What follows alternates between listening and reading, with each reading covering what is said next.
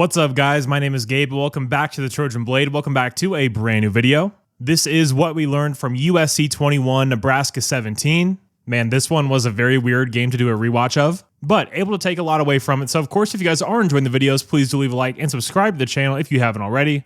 Make sure you're becoming a channel member or a Patreon member, both of those linked down below in the description. And yeah, don't want to waste any more time, so let's get right into this. Thing number one, DB development. So if you go back and watch this secondary, and especially the corners early in the season, it was a dumpster fire. We had miscommunications every game, massive coverage bust, the corners were completely lost, but we have settled in on a rotation. We know who our guys are.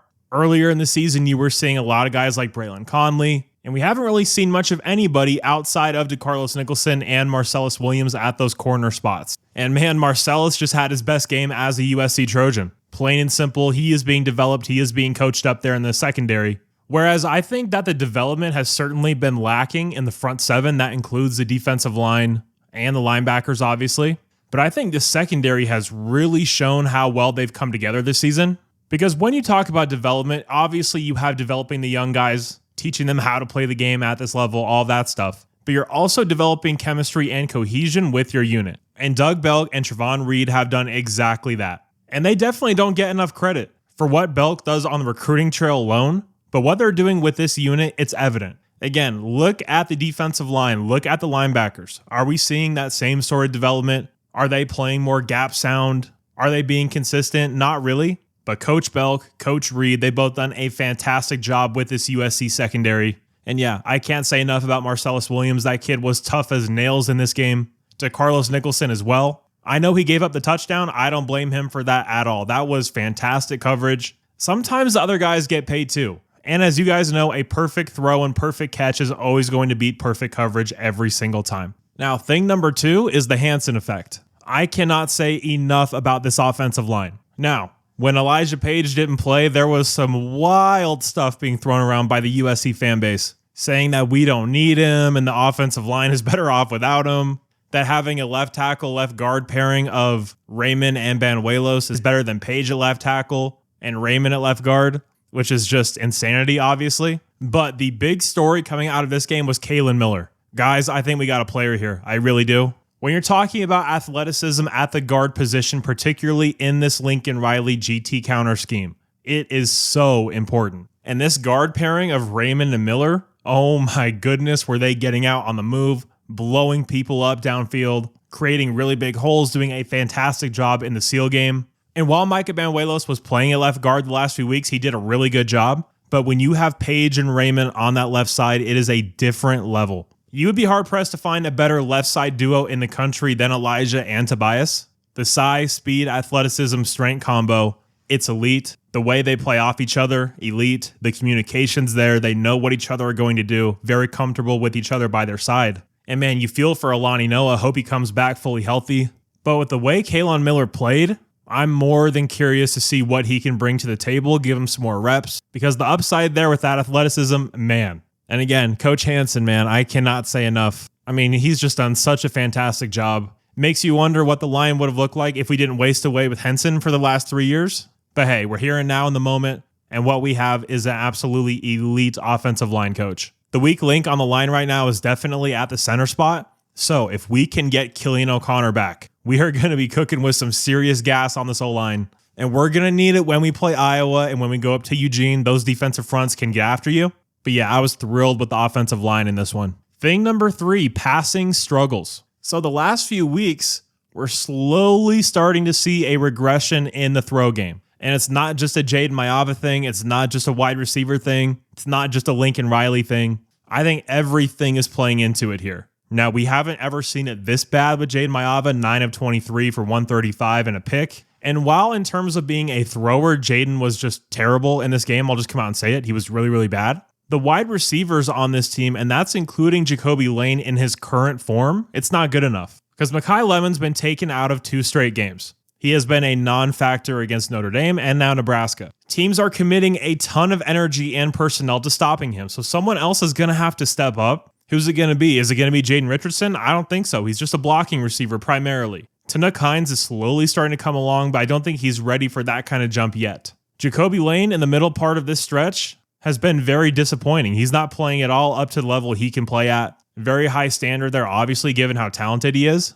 He's got to get his body right. He's got to get his mind right. Whatever the problem is, he has to fix it because we need him during this stretch. He's always had a problem with vanishing during games. Like, he'll just have really long stretches without any catches, any targets. I mean, he had 2 for 22 in this game. Now, in a game where you only complete 9 passes, obviously that kind of puts it into perspective. There weren't that many catchable balls to go around. But still, we need more from number 8 for sure. And we will talk about the positives of Jayden Maiava's running game here in a second. But something happened to him in this game, and it happens to him on the road. I don't know why, but his mechanics just go away. He'll have a clean pocket, plenty of room to step up, and his mechanics just go out the back door, throwing off his back foot for no reason. I mean, we saw it on that first drive when he had that scramble drill. He broke out to his left, trying to throw that ball on the run, I think, to Lemon. And he was just extremely nonchalant about it. Very weird just to see his mechanics like vanish, especially when earlier in the year he was so clean. Now, those were obviously low leverage situations against bad teams, plenty of time to throw, wide receivers wide open downfield. But when I made the statement that he's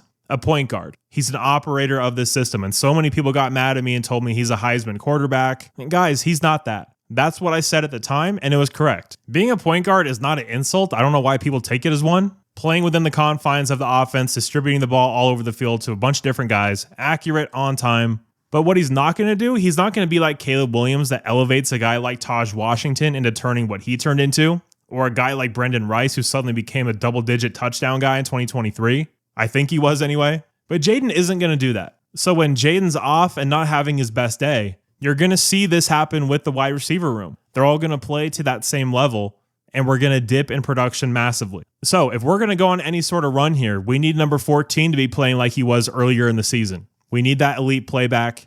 On the podcast, I'm pretty sure Tim called it the third quarter turnover sweepstakes. Like every single game, we're going to throw a third quarter pick. Who's going to catch it? So we got to stop doing that because it's just become a trend. We did that a lot last year. And while it didn't cost us this game against Nebraska, it will against better opponents. So we got to start taking care of the ball again. And yeah, I think Jayden just needs to settle down a bit. I mean, he seemed rattled throughout that entire game, and there's no reason for it. He's an extremely good thrower of the football. If he would just trust in his mechanics, go through his progressions, trust the scheme around him, everything would help to fall in place.